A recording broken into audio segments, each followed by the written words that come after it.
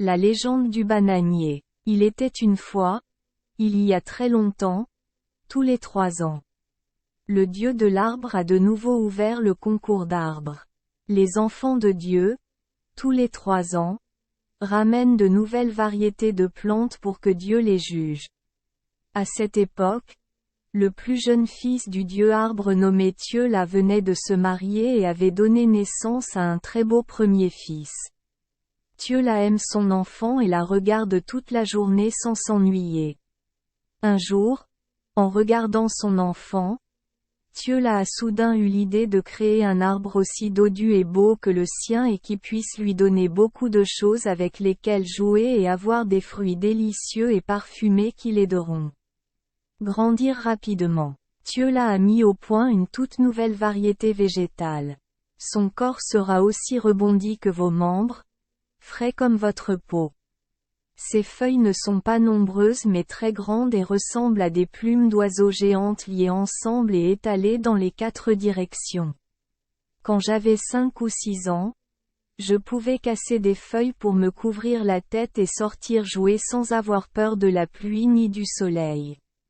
Les fruits de l'arbre ressembleront à un doigt d'enfant et seront disposés en longues rangées le long de l'épine de la feuille.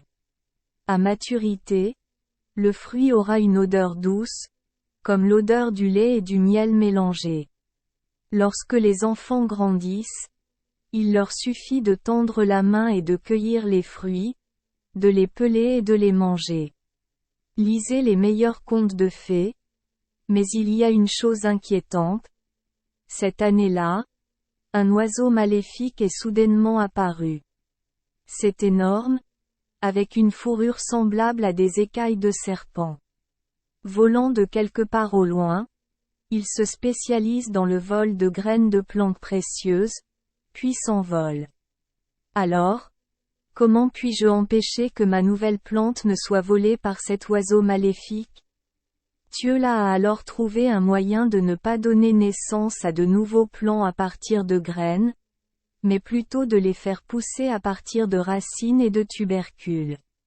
Pour taquiner l'oiseau maléfique, Thiola produit toujours des fruits qui ressemblent à un arbre avec des graines, mais peu importe le soin apporté à cette graine, elle ne germera jamais et ne donnera jamais naissance à un plant. L'oiseau maléfique semble le savoir. Il a ensuite tenté de détruire l'arbre.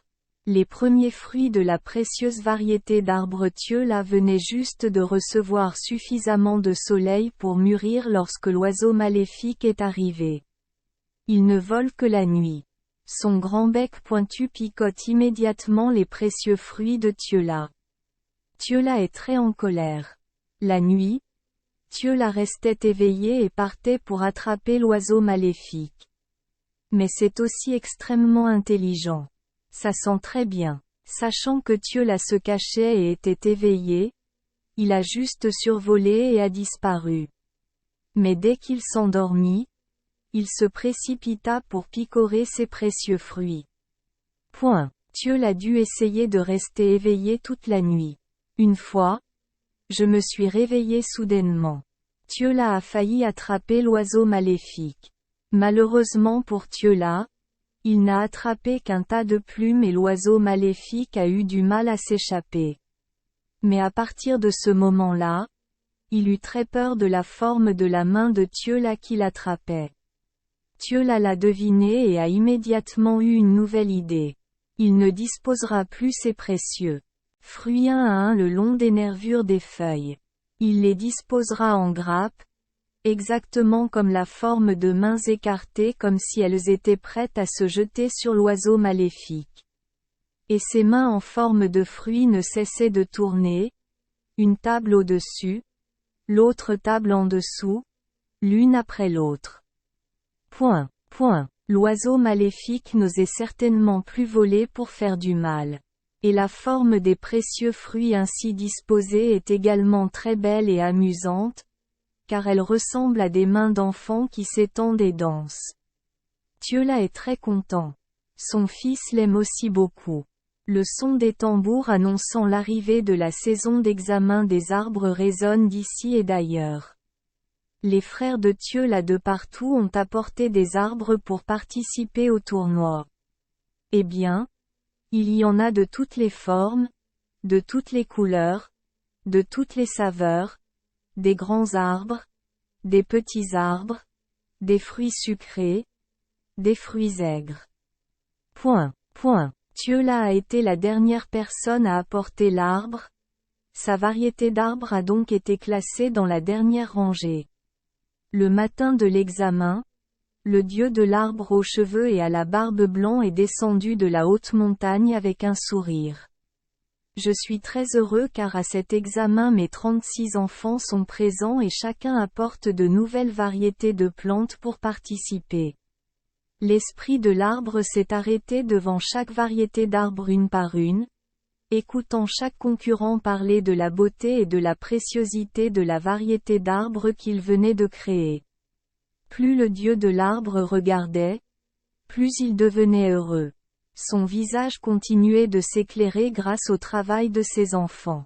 Mais quand il se tenait devant la toute nouvelle espèce d'arbre de Thiola, à la fois belle et remplie d'amour pour ses enfants, Dieu le nouveau tri a éclaté de rire et a annoncé que Thiola avait gagné le premier prix.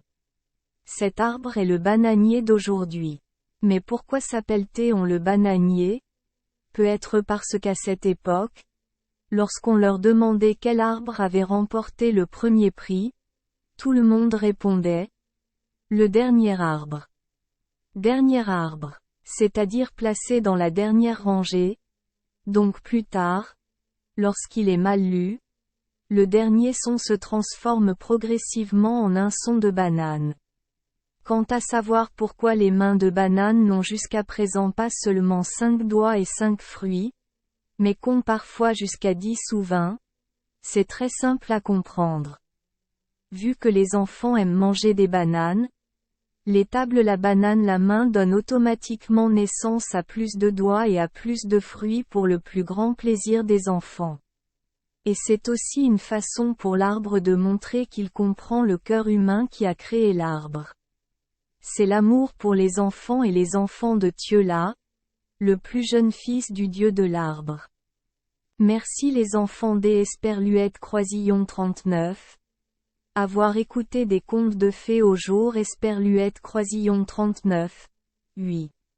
Espérons que les histoires apporteront aux enfants des moments heureux et significatifs. Si vous aimez notre chaîne, veuillez appuyer sur le bouton S Esperluette Croisillon 39. Abonner, pour ne manquer aucune histoire intéressante. Je vous souhaite une bonne nuit de sommeil et de beaux rêves. Rendez-vous dans la prochaine histoire.